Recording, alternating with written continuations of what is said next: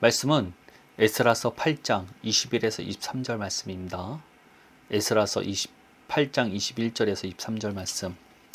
다 찾으셨으면 제가 낭독하겠습니다. 그때 내가 아하와 강가에서 금식을 선포하고 우리 하나님 앞에서 스스로 겸비하여 우리와 우리 어린아이와 모든 소유를 위하여 평탄한 길을 그에게 간구하였으니 이는 우리가 전에 왕에게 아뢰기를 우리 하나님의 손은 자기를 찾는 모든 자들에게 선을 베푸시고 자기를 배반하는 모든 자에게는 권능과 진노를 내리신다 하였으므로 길에서 적군을 막고 우리를 도울 보병과 마병을 왕에게 구하기를 부끄러워하였음이라. 그러므로 우리가 이를 위하여 금식하며 우리 하나님께 간구하였더니 그의 응낙하심을 입었느니라. 아멘. 오늘 선포하고자 하는 말씀은 책임자는 내가 아니라 그리스도입니다 라는 제목으로 말씀을 나눠보고자 합니다. 오늘 본문을 이해하기 위해서는 당시의 상황을 좀 알아야 할 것 같습니다. 에스라서에서는 페르시아 왕인 아닥사스다 왕이 재물뿐만 아니라 에스라를 포함한 유대 백성들이 지연만 한다면 예루살렘으로 돌아갈 수 있도록 허락해 주게 됩니다. 그런데 성경을 보면 이 아닥사스다 왕이 유대교에 무엇이 필요한지 굉장히 구체적으로 알고 있음을 보여줍니다.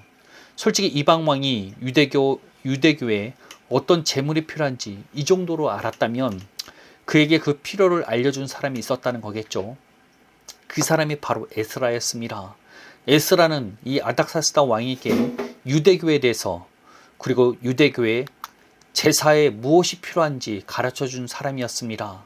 그리고 그는 하나님이 어떠한 분이신지에 대해서도 알렸습니다. 오늘 본문은 이런 아닥사스다 왕의 전폭적인 지지로 인해서 예루살렘으로 돌아가야 하는 상황이었습니다. 그런데 여기에 문제가 생겼습니다. 그것은 에스라가 도저히 왕에게 자신을 지켜줄 군대를 요구할 수 없게 된 것입니다. 왜냐하면 이전에 왕에게 우리 하나님의 손은 자기를 찾는 모든 자에게 선을 베푸시고 자기를 배반하는 모든 자에게는 권능과 진노를 내리신다라고 말해두었기 때문입니다. 즉 하나님을 잘 섬기는 사람들은 하나님이 보호해 주신다고 말한 것이죠. 그래서 왕에게 군대로 보호해달라고 말을 못한 것입니다. 물론 에스라 입장에서는 성경의 말씀대로 왕에게 아뢰었기 때문에 왕에게 군대를 보호해달라고 하면 에스라와 백성들이 하나님을 믿지 못하는 것과 같은 상황이 벌어진다고 생각을 했던 것 같습니다. 그렇게 에스라는 떠나기 전 백성들에게 금식과 기도를 선포한 것입니다. 하나님께서 이 이방 왕에게 업신여김을 받으시게 될까봐 그것이 너무 싫었기 때문입니다. 하나님을 잘 섬긴다는 자들을 하나님께서 보호해 주신다고 당당하게 말했는데 이제 와서 군대로 보호해 달라고 말하는 것이 너무나 거짓되게 느껴졌기 때문입니다. 뿐만 아니라 적들을 만나 만약에 문제가 생기게 되면 하나님의 명예가 더럽혀질까봐 두려웠던 것입니다. 사실 에스라의 이런 상황이 어느 정도는 이해가 됩니다. 왜냐하면 저 역시 말씀대로 가르치지만 정작 제 삶의 상황은 그것과 달라 보일 때 두려움을 느끼기 때문입니다. 사실 예전에 이런 말을 들은 적도 있었습니다. 너는 왜 이렇게 하는 일마다 안 되냐라고 말입니다. 주위에서 이런 말을 들을 정도면 제가 얼마나 하는 일마다 안 되는지 알겠죠. 분명 하나님을 잘 섬기면 하나님께서 모든 것을 책임져 주신다고 가르치는 제 삶이 하는 일마다 안 되니 얼마나 가슴이 아프고 하나님 앞에 죄송했는지 모릅니다. 에스라도 비슷한 것을 느꼈겠죠. 하나님을 잘 섬기는 사람을 하나님께서 분명히 보호해 주시고 잘 인도해 주신다고 가르쳤는데 도저히 군대로 보호해 달라고 말할 수 없었습니다. 하나님께서 보호해 주신다고 당당히 말했는데 군대로 보호해 달라고 말하는 것이 얼마나 그에게는 부끄러웠겠습니까? 그래서 백성들에게 금식과 기도를 선포한 것이었습니다. 나의 안됨 때문에 하나님께서 업신여김을 받으시는 것이 아닐까라는 그 두려움이 있었던 것입니다. 그런데 사실 우리들은 이런 부분에 대해서 절대로 두려워할 필요가 없다는 것입니다.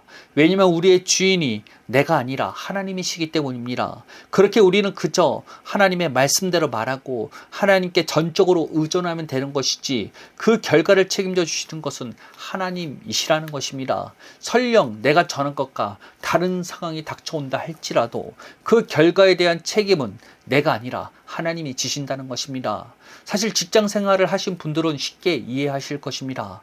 보통 직장은 팀으로 운영되기 마련입니다. 팀장이 있으면 그 밑에 팀원이 있기 마련이죠. 팀장은 작업 지시와 작업의 과정 그리고 그 결과를 확인해서 그 프로젝트가 완성되도록 합니다. 팀원은 그 팀장의 말에 따라 자신이 맡은 일만 잘하면 되는 것입니다. 이 프로젝트가 어떤 결과를 내놓든 팀원은 팀장의 말을 따르기만 한다면 그 결과에 대해서 걱정할 이유가 없다는 것입니다. 문제가 생기면 팀장이 책임지기 때문입니다. 왜냐하면 모든 일의 책임의 주체는 팀장이기 때문입니다. 어떻게 보면 우리의 삶이 그와 같다는 것입니다. 하나님이 바로 우리의 팀장이 되신다는 것입니다. 우리는 우리의 상급자가 명령한 대로 앞에 닥쳐오는 일에 최선을 다하면 되는 것입니다. 그 결과까지 걱정하며 책임지는 것은 우리의 몫이 아니라 바로 하나님의 몫이라는 것입니다. 특히 새 언약의 백성인 우리에게 요구되는 것은 구언약의 백성들과는 다릅니다. 우리는 하나님께서 우리를 위해서 독생자를 허락하시고 우리의 죄를 대신하여서 모든 값을 지불하셨다는 것을 믿어야 합니다. 그 결과 우리가 더 이상 죄의 지배를 받지 않으며 하나님의 지배를 받게 된다는 사실을 믿을 때 우리는 하나님의 약속에 따라 하나님의 뜻대로 살게 되는 것입니다. 그렇게 에스겔 선지자는 새 언약이 굳은 마음을 제거하고 부드러운 마음을 갖게 만들며 우리가 하나님의 뜻대로 살 수 있게 될 것이라고 예언을 한 것입니다. 복음은 단순한 법적 선포를 넘어서서 실제적인 변화를 약속한다는 것입니다.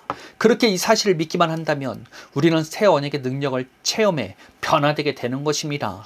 믿는 대로 열매 맺게 되는 것입니다. 왜 예수님께서 그토록 열매에 대해서 반복하셨는지를 이제는 연결이 되실까요?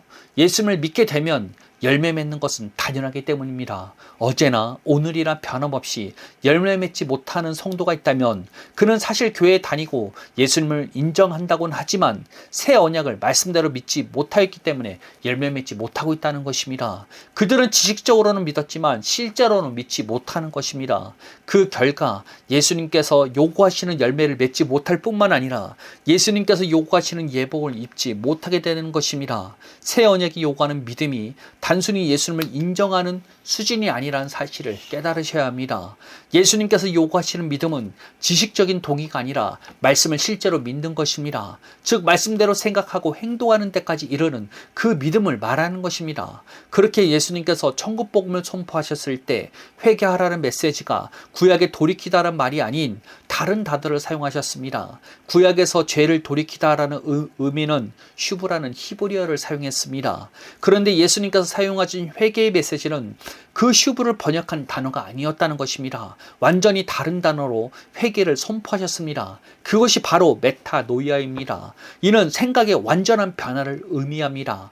그리고 이 변화라는 단어는 마치 애벌레가 나비로 바뀌는 것과 같은 완전한 변태의 의미를 담고 있습니다. 즉 예수님께서 요구하신 회개는 우리의 생각과 세계관을 새롭게 하라는 말입니다. 무엇으로요? 새 언약의 약속인 복음을 통해서 말입니다.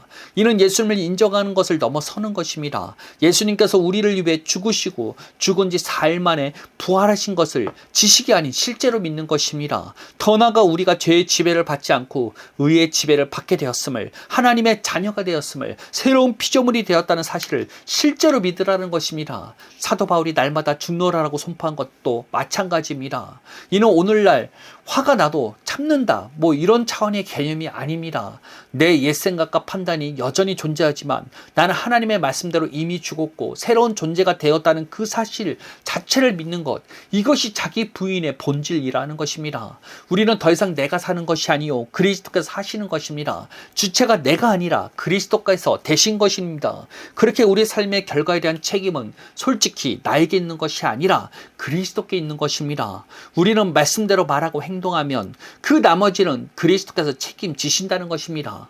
분명 말씀대로 하면 가난이 우리를 지배하지 못하기에 우리는 말씀대로 선포하면 되는 것입니다. 지금 내 상황이 찢어지게 가난해도 이를 책임지는 것은 내가 아니라 그리스도라는 것입니다. 내가 죽어버렸는데 왜 죽은 자가 책임을 집니까? 책임자 되신 예수님께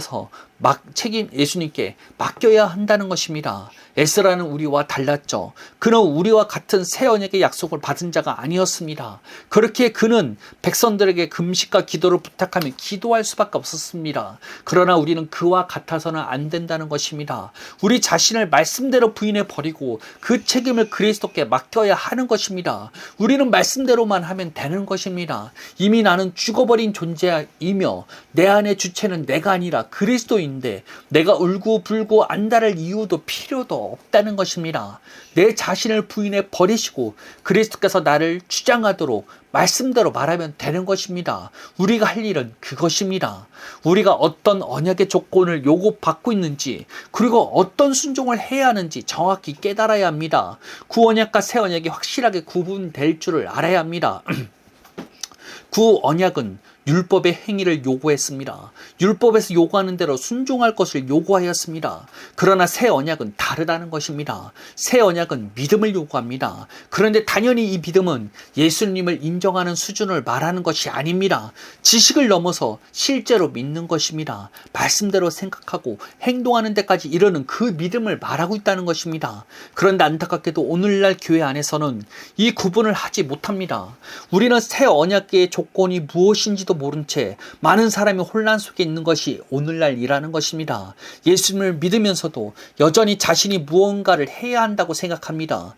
예수님을 믿지만 자기가 말씀대로 살아야 한다고 생각합니다. 그런데 참 아이러니하게도 그 말씀대로 살아본다는 것이 고작 주일 성수 열심히 지키고 11조하고 교회에서 요구하는 헌금의 종류를 다 하는 것입니다. 더 열심을 내면 매일 기도하는 시간을 1시간 이상씩 하고 교회 봉사를 열심히 하는 것입니다. 그러면서 그 봉사를 사역이라고 말하며 자신이 무엇인가 하나님의 일을 한다고 생각합니다. 자기는 잘 가고 있다고 생각합니다. 자기가 남보다 기도 시간을 많이 가져서 자신보다 기도 많이 못하는 사람들을 깔보며 조롱합니다. 웃기게 들리시겠지만 이것이 오늘날 교회를 열심히 다니고 있다고 하는 사람들의 현실이라는 것입니다. 그러나 이들은 정말로 열심히 하나님을 거역하고 있다는 것입니다. 새 언약에서 요구하지도 않은 것들을 그렇게 열심히 하면서 정작 요구되는 믿음은 그냥 넘어가 버리고 있다는 것입니다. 그런데 그것 아십니까? 새 언약의 백성이 자기에게 요구되는 언약의 조건이 아닌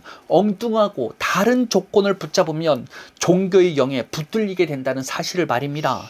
입으로는 예수님을 섬긴다고 말하지만 솔직히 말하면 예수님이 아닌 다른 영의 지배를 아래 놓이게 된다는 것입니다. 기도를 6시간을 하든 목사가 되었든 회개를 아무리 많이 하든지 간에 새 언약이 요구하는 조건을 충족시키지 못하면 어쩔 수 없다는 것입니다. 사실 제 주변에 솔직하게 이런 이야기를 하면 잘 알아듣지를 못합니다. 오히려 공격하지 않으면 다행이죠.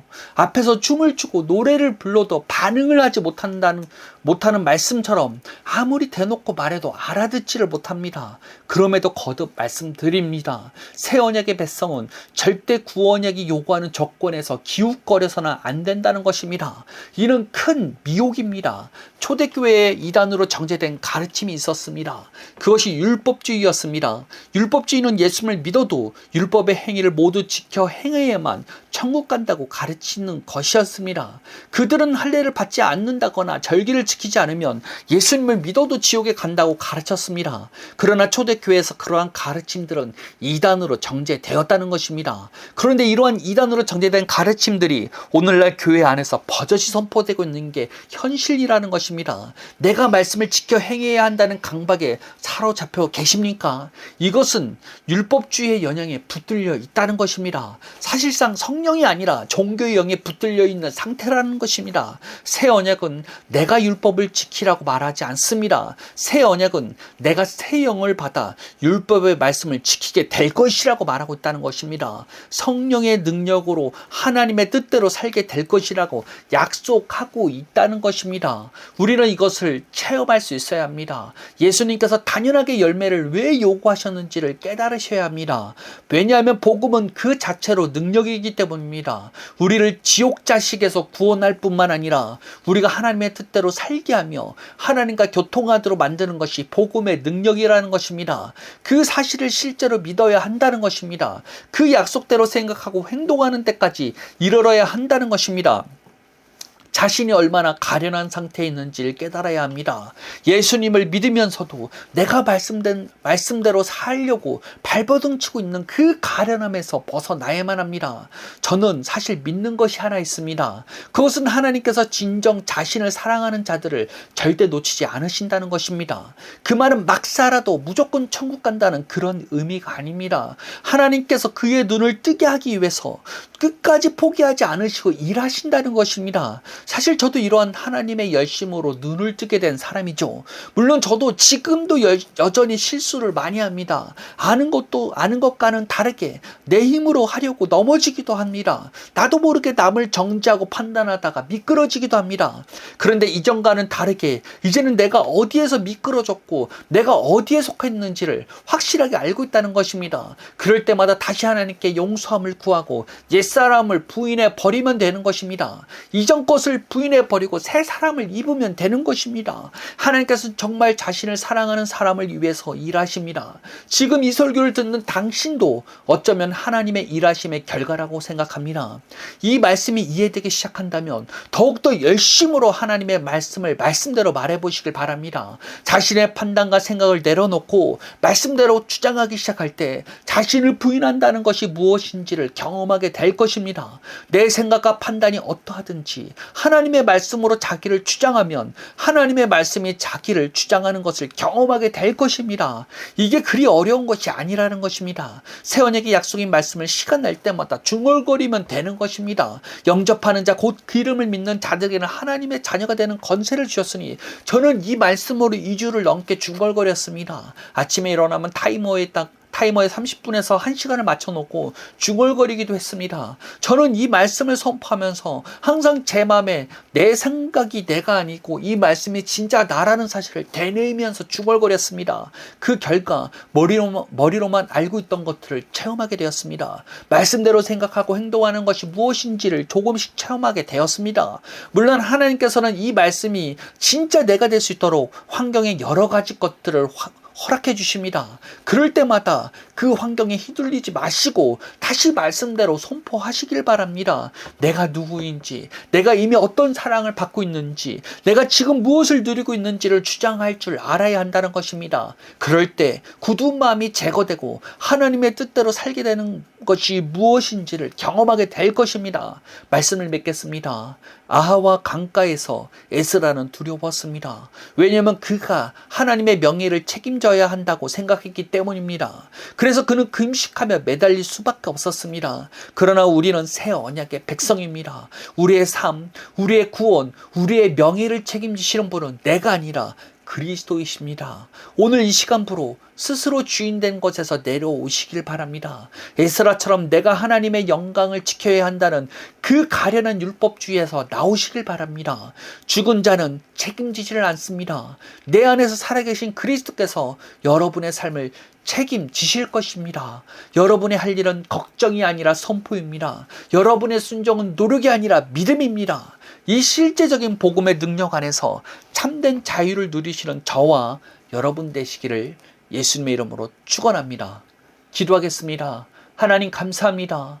우리는 이미 하나님의 놀라운 은혜와 사랑을 받고 있는 자입니다. 우리가 이 사실을 깨달아 날마다 주님 앞에서 주장하며 감사로 올려드릴 때 주님 내 생각이 어떠하든지 간에 말씀대로 주장하기 시작할 때 우리는 날마다 십자가를 경험하며 복음의 능력을 경험하게 될 것입니다. 우리가 그와 같은 것들을 날마다 경험할 수 있도록 은혜 베풀어 주옵시고 우리의 눈을 열어주셔서 우리에게 얼마나 놀라운 하나님의 그 기억과 능력이 이미 임하였다는 사실을 깨달을 수 있도록 우리에게 임하여 주옵소서. 계시의 영을 허락하여 주옵소서. 지혜와 계시의 영을 통해서 우리가 받은 이 놀라운 은혜를 알아 하나님의 능력을 날마다 경험할 수 있도록 이끌어 주옵소서. 주님, 이 설교를 듣는 모든 자들에게 주님 은혜 베풀어 주셔서 종교의 영의 지배를 받는 것을 넘어서서 하나님의 영의 지배를 받을 수 있도록 이끌어 주옵소서. 날마다 우리와 함께 하시며 동행하여 주시는 예수님께 감사드리며 예수님의 이름으로 기도합니다. 아멘.